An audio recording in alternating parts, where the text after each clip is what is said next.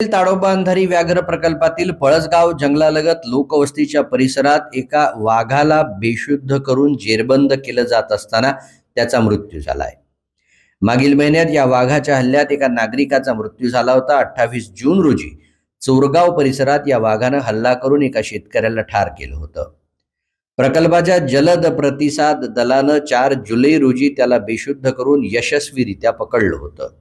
त्यानंतर नियमानुसार वाघाला ताडोबा अंधारी व्याघ्र प्रकल्पाच्या गाभा क्षेत्रात सोडण्यात आलं होतं। मात्र त्यानंतर या वाघानं कोणत्याही वन्य प्राण्याची शिकार न करता पुन्हा पळसगाव वनक्षेत्रातील लोकवस्तीच्या परिसरात वावर सुरू केल्याचं निदर्शनास आलं होतं। त्यामुळे मागील 3 दिवसांपासून संबंधित वाघाच्या हालचालींवर वन विभागामार्फत सातत्यानं लक्ष ठेवण्यात येत होतं। वाघाला आमिष बांधून पकडण्याचा निर्णय घेण्यात आला होता।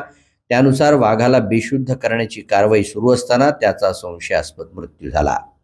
या वाघाचं शवविच्छेदन करण्यात येणार असून त्याचा सविस्तर अहवाल मागवण्यात येत आहे। हा वाघ अशक्त दिसत होता। त्यातच बेशुद्धीच्या इंजेक्शनची मात्रा अधिक झाल्यानं मृत्यू ओढवला असल्याचं सांगितलं जात आहे।